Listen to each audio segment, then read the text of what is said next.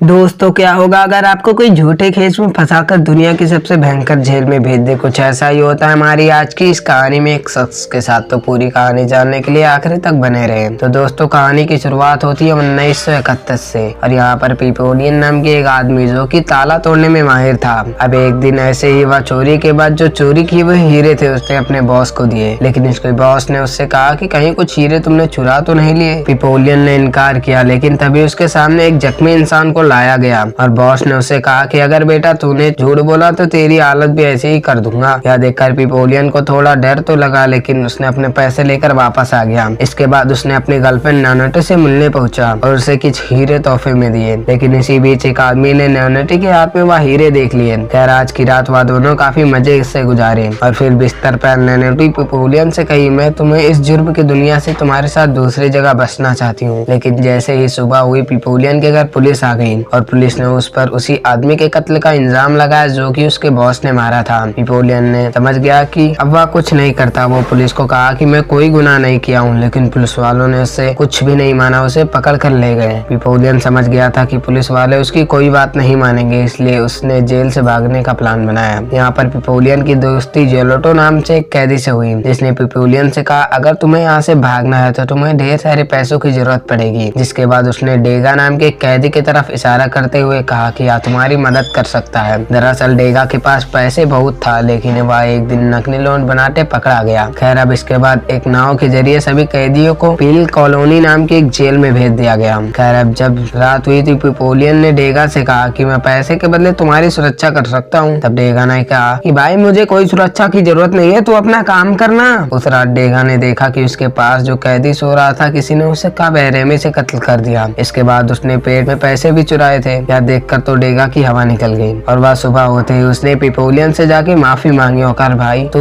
मैं तेरा offer accept करता हूँ, तू मुझे सुरक्षा कर जेल में तू, लेकिन इस एक शर्त पर कि पिपोलियन के साथ वह जेल से नहीं भागेगा, क्योंकि उसे पता था कि उसकी वाइफ उसे छुड़ाकर जल्दी लेके जाएगी। अब इनके सोने के बाद कल रात वाला हत्यारा उस डेगा को मारने आया था और डेगा की जान लेगा। तभी पिपोलियन ने आकर उसकी जान बचा ली। उसने हत्यारे की भयंकर पिटाई कर दी, लेकिन जल्दी ऑफिसर्स को इस बारे में पता लग गया, इसलिए ऑफिसर्स ने उसे कड़ी सजा दी। लेकिन पिपोलियन को इस बात की खुशी थी कि जो आदमी उसे पैसे देने वाला था वह एकदम सही सलामत है। खैर, अब अगली सुबह ये लोग अपनी उस जेल तक पहुंच गए, लेकिन यहाँ पर जुलोटो नाम के एक कैदी ने जानबूझकर अपने आप को जख्मी कर लिया ताकि वह मेडिकल जाए, जिससे यहाँ पर भागने से बहुत आसानी हो जाएगी, क्योंकि यहाँ पर बहुत कम पहरेदार थी। खैर, अब इसके बाद पिपोलियन और बाकी कैदियों को अंदर लाया गया, जहाँ पहले से ही डेंजर कैदी को रखा गया था और यहाँ का नया वार्डन भी बहुत खतरनाक था। उसने सभी नए कैदियों को बताया कि यहाँ से भागना नामुमकिन है, तो कोई भी कोशिश ना करें, ऐसा ही तुम्हारे लिए सबसे अच्छा होगा, क्योंकि अगर यहाँ से भागने में तुम पकड़े गए तो तुम्हें 2 साल की काले पानी की सजा काटनी पड़ेगी और दूसरी बार अगर तुम्हें पकड़ा गया तो तुम्हें 3 साल और बढ़ जाएंगे तुम्हारी सजा में। लेकिन फिर भी अगर तुमने तीसरी बार भागने की कोशिश की तो उसे डेवल आइलैंड नाम की एक जगह पर भेज दिया जाएगा, जहाँ पर समझो अगर कोई भी गया तो वह पागल हो जाएगा और अगर किसी ने वहाँ कत्ल कर दिया तो उसे सर धड़ से अलग कर दिया जाएगा। खैर, अब इस नई जेल में इन लोगों को पत्थर उठाने का काम मिला और कुछ दिनों बाद पिपोलियन की मुलाकात एक नाव वाले से हुई। पिपोलियन ने उसे नाव के बदले कुछ सारे पैसे देने का वादा किया और इसके लिए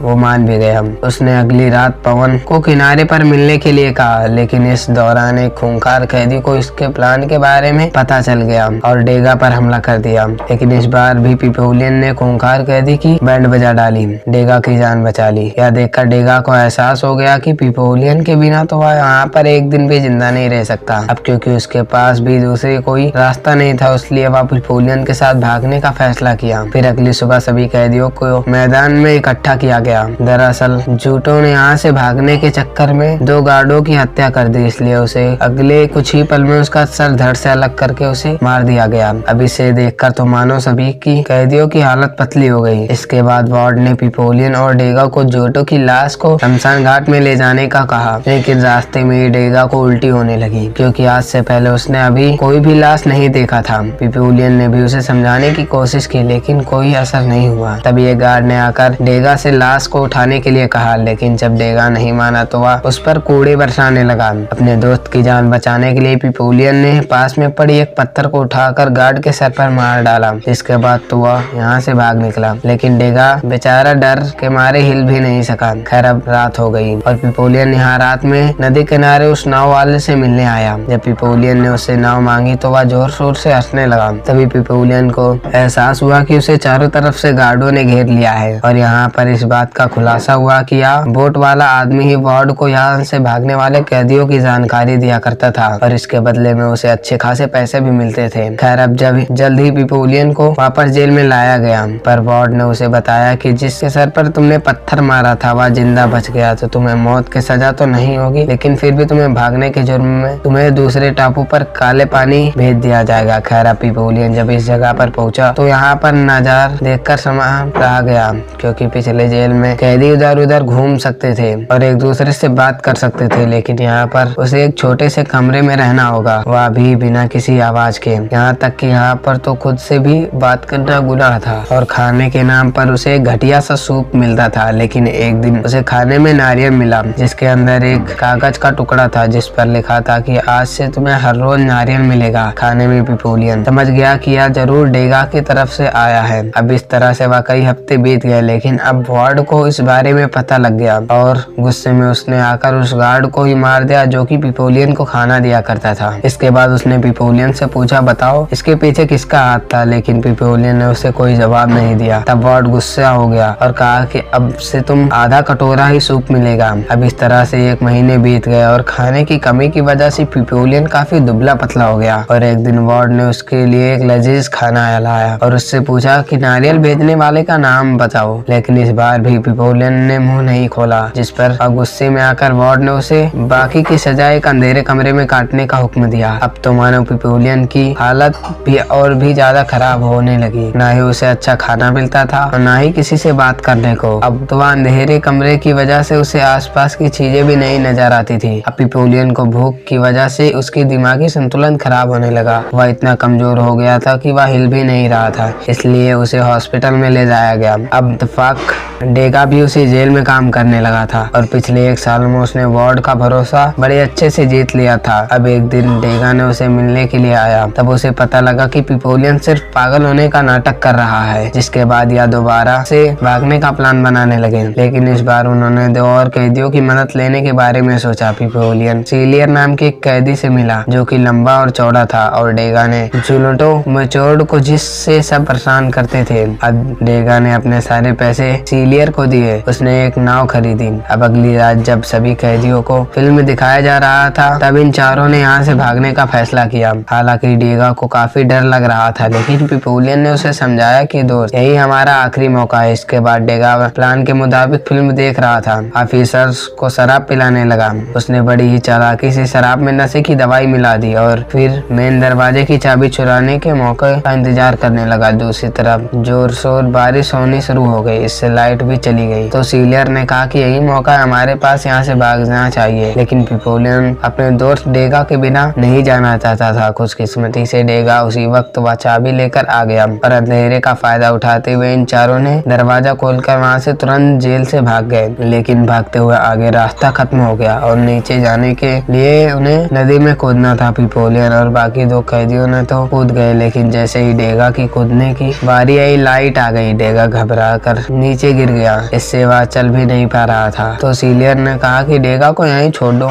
लेकिन पिपोलियन भी नहीं माना। उसने मेचोर्ड के साथ मिलकर जख्मी डेगा को सहारा दिया। आगे बढ़ते हुए ये लोग एक किनारे तक पहुंच गए, जहां पर एक नाव उसके लिए तैयार खड़ी थी। ये चारों बिना वक्त गवाए उस नाव पर बैठ गए, अंधेरे समुद्र में आगे बढ़ने लगे। घंटों बाद जब दिन निकला आया तो सीलियर को अंदाजा हुआ कि वह अब ज्यादा दूर तक नहीं भाग पाए हैं। इन लोगों ने यहाँ पर हिसाब लगाया कि यह नाव छोटी है और 4 लोग का वजन भी नहीं सह पा सकती, और साथ ही एक बड़ा तूफान तेजी से की ओर बढ़ने लगा और इनके पास वक्त बहुत कम था। तो सीलियर ने अपनी ताकत के दम पर मेचोर्ड को ढकेल दिया। इसके बाद उसने डेगा पर हमला करना चाहा, लेकिन पिपोलियन उसके पीछे आ गया, जिसके बाद इन दोनों में आपस में लड़ाई हो गई। लेकिन सीलियर ने पिपोलियन से काफी तगड़ा था, इसलिए वह उसे मारने ही वाला था। तभी आखिरी वक्त में डेगा ने उसकी पीठ में छुरा घोंपकर उसकी जान ले ली, जिसके बाद इन दोनों ने मिलकर सीलियर को नाव से बाहर फेंक दिया और मेचोर्ड को वापस खींच लिया। लेकिन कुछ ही देर में वो तूफान की चपेट में आ गए। खैर अब चारों तरफ से अंधेरा छा गया और जब उनकी आँख खुली तो वह एक टापू पर थे। दरअसल टापू के लोग ने इन समुद्रों से इन्हें बचा कर ले आए। अब इसलिए उनकी जान बचाई थी। तभी एक नन ने पिपोलियन को आकर बताया कि आइसलैंड कोलंबिया में है।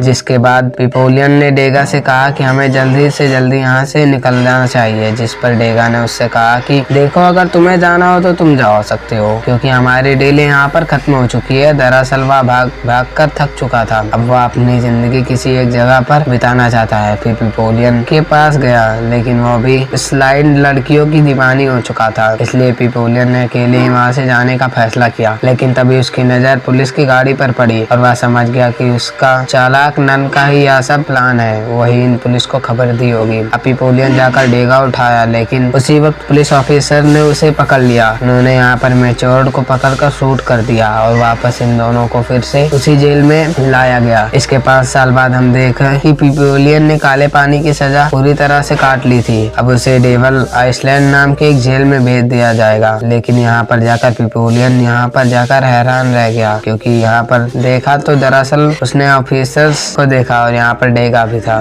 तो डेगा ने बताया कि मैं ऑफिसर्स के शराब में नशा की दवाई मिला दिए थे। इससे डेवल आइसलैंड पर उसे भेज दिया गया था। और दूसरे को पूरी 5 साल बाद देखकर वह दोनों काफी खुश हुए। शाम को ये लोग समुद्र किनारे बैठे थे। तभी पिपोलियन को कोई एक आइडिया आया। उसने डेगा से कहा कि अगर हम एक छोटा राफ्ट बना ले तो हम दूसरी तरफ जा सकते हैं। डेगा उससे कहा कि देख भाई, तुझे जो करना है कर, तेरे साथ मैं नहीं दूंगा। तूने मुझे पहले ही फंसवा दिया था। यहाँ 5 साल से आराम की जिंदगी बिता रहा हूँ। अब यहाँ तक कि उसकी वाइफ ने भी किसी और से शादी कर ली होगी, इसलिए उसका वापस लौटने का कोई खास इरादा नहीं था। लेकिन फिर भी उसने पिपोलियन की उस नाव बनाने में मदद की। खैर अब अगली सुबह दोनों दोस्त ने एक दूसरे को अलविदा कहा। इसके बाद पिपोलियन राफ्ट समुद्र में फेंक दिया और खुद भी उस समुद्र में कूद गया। खुशकिस्मती से उसका प्लान कामयाब रहा और वह लहरों से दूसरी तरफ जा गिरा। अब अपने दोस्त को यहाँ से बचकर जाते देख डेगा अपनी आंखों में आंसू भर लिया। और अब इसी सीन के साथ यहाँ पर फिल्म खत्म हो जाती है। तो दोस्तों, वीडियो कैसी लगी? अच्छी लगी तो वीडियो को लाइक कर देना।